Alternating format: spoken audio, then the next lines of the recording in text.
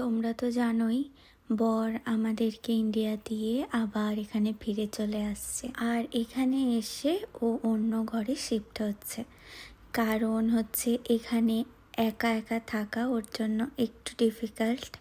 মানে আমরা যে ঘরটায় আছি এই মুহূর্তে সেই ঘরটায় থাকতে চায় না ও আর, কারণ এই ঘরটায় থাকলে ওর আমাদের কথা মনে পড়বে।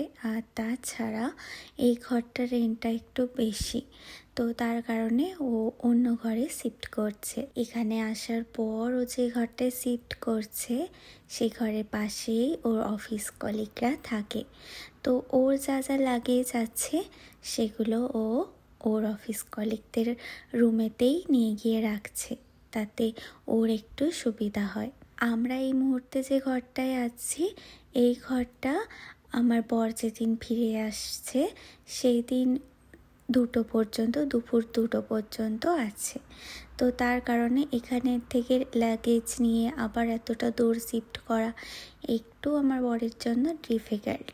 তো তার কারণেই ভাবছি কেননা যাওয়ার আগে আমরা আমার বরের লাগেজগুলো রেখে আসি। তো সেই জন্যই আমরা এখন আমার বর যে ঘরটা নিয়েছে সেই ঘরেরই পাশে যে অফিস কলিগগুলো আছে তাদের কাছেই সেই লাগেজগুলো রাখতে যাচ্ছি আমরা এই মুহূর্তে। যাওয়ার সময় ড্রাইভার দাদার সাথে কথা হচ্ছিল এখানে কত গরমে অসংখ্য মানুষ কিন্তু তাদের প্রাণ হারাচ্ছেন। তাহলে তোমরা বুঝতেই পারছো ইউকেতে এখন কতটা গরম। আর এই যে আমার হাতে কম্পিউটার প্রিন্টার নিয়ে বসে আছি। ও গেল কিছু ট্রলি ওর অফিস কলিগের ঘরে রাখতে, এখনও কিছু বাকি আছে, যেমন এই প্রিন্টারটা, এই ট্রলিটা, আর আমার কাছে আছে 2টো ল্যাপটপ। তো এইগুলো যাবে আরও একটা ফ্রেন্ডের বাড়িতে, এগুলো নিয়ে গিয়ে রাখা হবে। বিল্ডিংটা দেখছো, এই বিল্ডিংটাতেই আমার বর নিজের নেক্সট রুমটা নিয়েছে।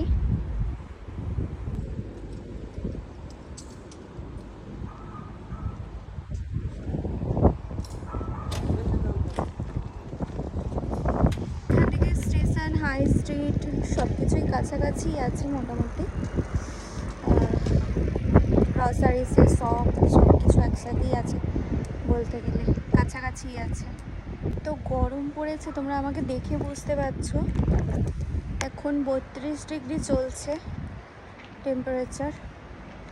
আর এই ছাওয়াটায় দাঁড়িয়ে আছি, ছাওয়াটা ভালো লাগছে, হাওয়াটা দিচ্ছে, মিষ্টি হাওয়া। তো একটা অফিস কলিগের বাড়ি থেকে আমরা চলে এসেছি আমার বরের আরও একটা অফিস কলিগের বাড়িতে। এখানে এসে এদের উইন্ডো থেকে ভিউটা বেশ ভালো লাগছিল, তাই তোমাদের সঙ্গে শেয়ার করলাম। এখন আমরা বেরিয়ে পড়লাম আমার বরের অফিস কলিগের বাড়ি থেকে। এখন যাচ্ছি আমরা হাই স্ট্রিটে যাওয়ার কারণ আছে। মেয়েরা একেবারেই বেরোতো না লিডসে। সত্যি কথা বলতে পড়াশোনা নিয়ে ওরা এতটাই ব্যস্ত ছিল, তাই আজকে একটু জোর করেই ওদেরকে বার করা হয়েছে। এই একটু ফটো তুলবো, তার সাথে একটু খাওয়া দাওয়া করে আজকের দিনটা একটু আনন্দ করে কাটানোর চেষ্টা করব।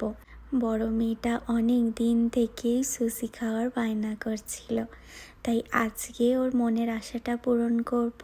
আর তার সাথে অনেক দিন আমাদের ইন্ডিয়ান রেস্টুরেন্টে খাওয়ারও ইচ্ছা ছিল। দুটো শখই আজকে পূরণ করা হবে। এইটা একটা জাপানিজ রেস্টুরেন্ট, আর এখানে এসেই আমার মেয়ে চুজ করলো কোন সুশিটা সে খেতে চায়। আর তার সাথে আমার বরের ইচ্ছায় একটা মোমো টাইপ কিছু একটা নেওয়া হয়েছিল, আমি নামটা ঠিক বলতে পারবো না। তবে ওরা এই মুহূর্তে দেখছে কি নেওয়া হয় আর কি না হয়। গুট্টুর ইচ্ছা কিছুই খাবে না, আইসক্রিম খাবে, কিন্তু তা বললে কি হয় বলো তো। ভাবলাম জাপানিজ রেস্টুরেন্ট তো আর আমাদের ইন্ডিয়াতে পাওয়া যাবে না, তার কারণে এখানে যখন জাপানিজ রেস্টুরেন্ট আছেই, কেননা সুশিটা ট্রাই করা যেতে পারে। আর আমরা সবাই একটু একটু করে এই সুশিটা ট্রাই করব। একবার মনে হয় যে এত কম খাওয়ার এরা খেয়ে কীভাবে এদের পেটটা ভরিয়ে নিতে পারে বলো তো। সত্যি কথা বলতে এত কম রাইসে কিন্তু আমাদের বাঙালিদের পেট ভরলেও মন তৃপ্তি হবে না, তাই না? আর এই যে আমরা কিন্তু এখন আমাদের ফুডটা নিয়ে আমাদের সিটে গিয়ে বসছি। আজকে হাই স্ট্রিটটা অনেকটা ফাঁকা বলা ভুল, কারণ অনেকটা আমাদের দেরি হয়ে গেছে। এখন বাজে রাত্রি 7:30।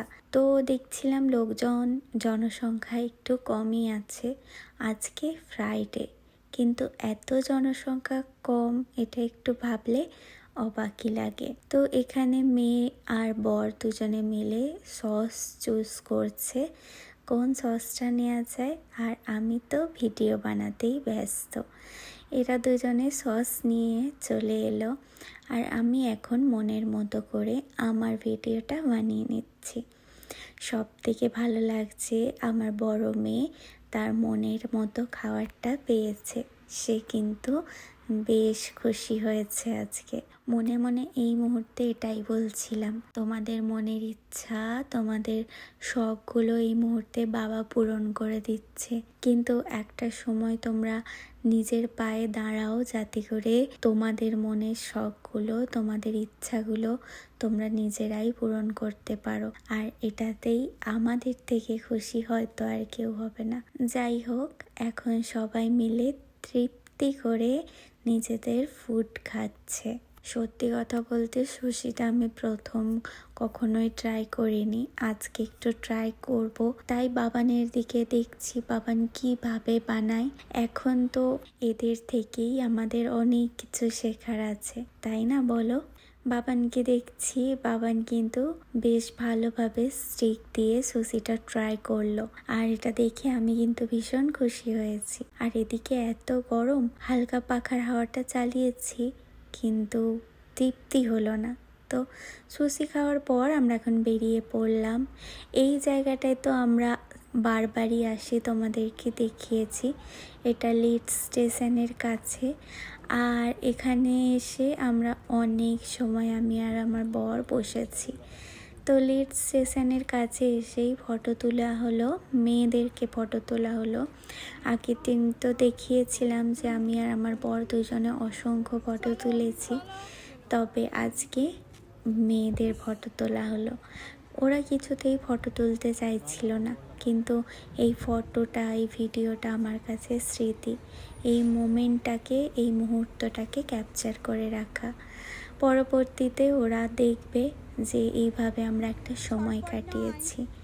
তো এখন দিল্লিওয়ালা রেস্টুরেন্টে আমরা যাচ্ছি, আমরা ইন্ডিয়ান কিছু ফুড ট্রাই করব।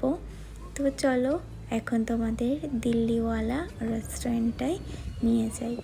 লিডসের একদম ট্রেন স্টেশনের নিচেই আছে এই দিল্লিওয়ালা রেস্টুরেন্ট। সত্যি কথা বলতে অনেক রকম খাবার আছে, এবং প্রত্যেকটার গন্ধ যতটাই সুন্দর ততটাই এই ফুডগুলোর স্বাদ ছিল। তোমরা রেস্টুরেন্টের খাবার খেতে চাইলে কিন্তু এই লিডসের দিল্লিওয়ালা রেস্টুরেন্টে, যারা লিডসে থাকো তারা অবশ্যই এসো, আমি তোমাদের বলছি ঠকবে না। সত্যি কথা বলতে ইউকেতে অনেক রেস্টুরেন্টে গেছি, এরা প্রত্যেকটা রেস্টুরেন্টেই আমি দেখেছি গন্ধ অসম্ভব সুন্দর হয়, কিন্তু স্বাদ একেবারে বাজে। মন খারাপ করে আমরা বাড়ি আসি, কিন্তু আজকে সেটা একেবারেই হলো না। আমি এখানে দেখো জ্যাকফ্রুট বিরিয়ানি নিয়েছি, অসম্ভব সুন্দর ছিল। আমরা প্রত্যেকে প্রচণ্ড তৃপ্তি করে খেয়েছি আজকে খাবারটা। তাই তোমরা যারা লিডসে থাকো অবশ্যই একবার এই দিল্লিওয়ালা রেস্টুরেন্টে ঘুরে যেও। পাশেই দুজন ব্রিটিশ কাপল এসেছিল, তারা বুঝতে পারছিল না তারা কি নেবে। মনে মনে বলছিলাম যে আমাদের একবার জিজ্ঞেস করলে আমরা বলে দিতাম বা সাজেস্ট করতাম তোমরা এটা নিতে পারো। তবে যাই হোক, খুব তৃপ্তি করে খাওয়া দাওয়ার পর আমরা এখন বাড়ির দিকে রওনা হচ্ছি। আজকের এই মিনি ব্লগটা তোমাদের কেমন লাগলো জানিও।